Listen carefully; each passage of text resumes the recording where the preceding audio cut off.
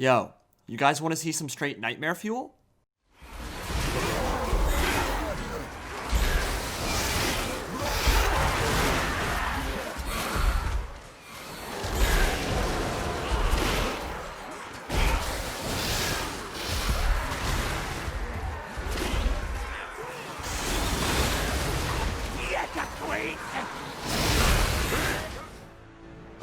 So yeah, this is a thing. It's called a chimaerat, and it's terrifying. The rarest of all Clan Moulder's creations, a sick, twisted parody of Hydra and Vermin, spitting super hot fire across the old world and beyond. Look at that tail, he's excited. And so am I, because the mod creator is Chaos Roby, and he has been grinding deep in his sweatshop on Titan, churning out crazy mods for the Warhammer 2 workshop, and there are some crazy ones to show off today. So as far as I can tell, the Chimaerat is functionally the same as a Dark Elf Hydra, except that it has a 20 bonus versus infantry and slightly different properties on the breath attack. All the same strengths and all the same weaknesses, and basically the same stat line as well, but it's looking a bit scabrous, mangled, and patchwork, as you might expect from the freakish Frankenstein monsters of Clan Moulder. Rat ogre heads on a furry dinosaur body and a quivering warpstone tail. What's not to love? And as you can tell, it can rip through hordes of infantry like a hot knife through butter. Be afraid. Be very afraid. But as horrifying as this creature is, there is always a bigger fish. And if you played the Vampire Coast campaign, you'll know this next monster pretty well. But to our eternal disappointment, they were never made playable until modders got a hold of them. Merwyrms are here in all their glory, alongside the greatest of their kind, Amanar, the ancient protector of Lothern's Emerald Gate. These are distant kin to the winged dragons of Calidor, able to hunt on land and in the deep blue sea. They come in 3 different flavors, a bonus for large subbreed, known to hunt Kraken, regular Merwyrms, and the King Titan himself, who is pretty much unkillable and becomes a late game unlock for both the Azure and the Vampire Coast. If you're wondering how they jerry-rigged these animations, I believe they're tied to the Dreadsaurian model, which fits pretty well for lumbering behemoths the size of a palace. And tactically speaking, I'd say they're pretty straightforward to use, especially Amanar. Kind of just run them into an enemy army and watch as they evaporate in puddles of blood. Not exactly meant to be balanced, but they can certainly chunk their way through pretty much any size army.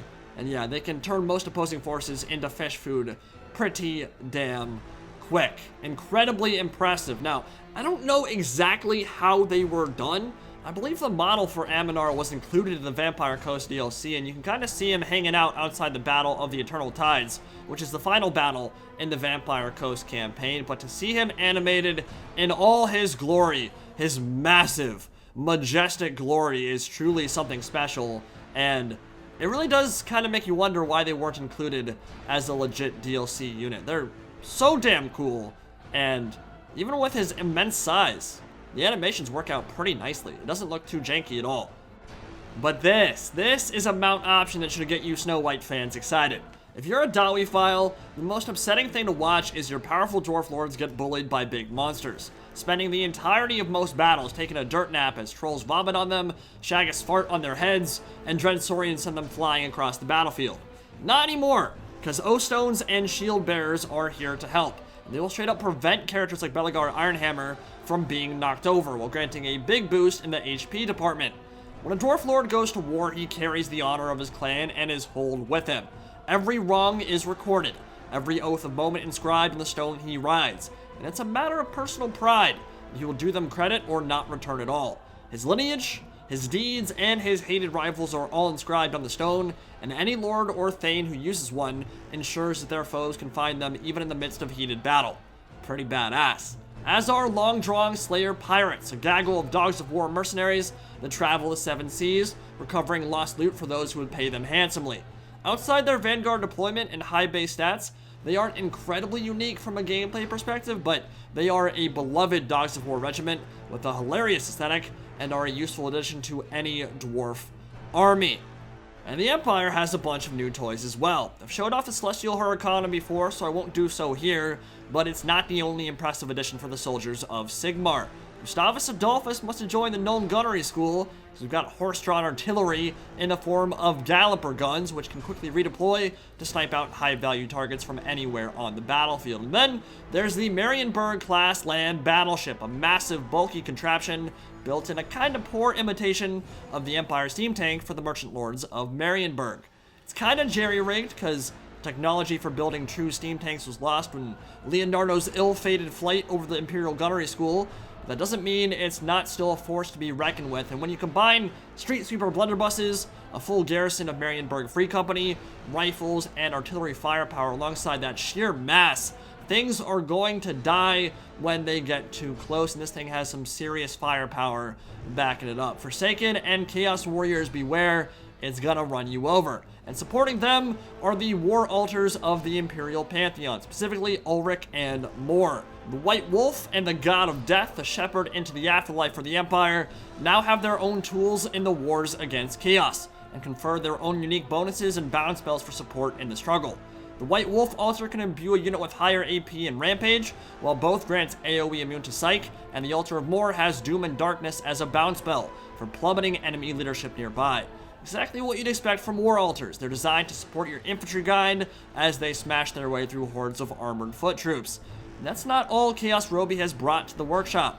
You've seen the Celestial Huracanum before, and he just recently released a Lizardman Coatl. So to end this video with a bang, because some things are truly better off without commentary, we'll let the Merwyrm of Lothern's Emerald Gate and a Coatl of Lustria paint a bloody picture for us. Be sure to check out these mods on the Steam Workshop. I imagine they are but a taste of what is to come. Very excited for the future of the series, man. It's gonna be a good time.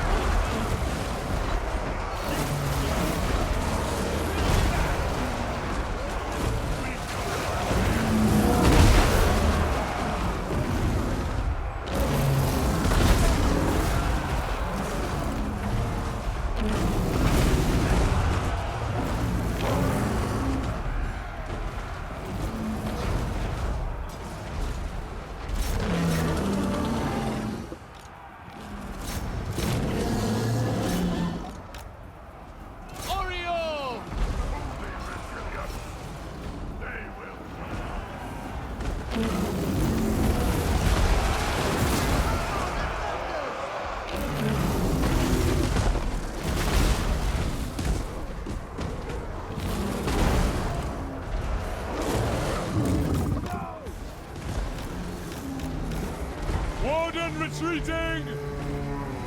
Our master deserts us!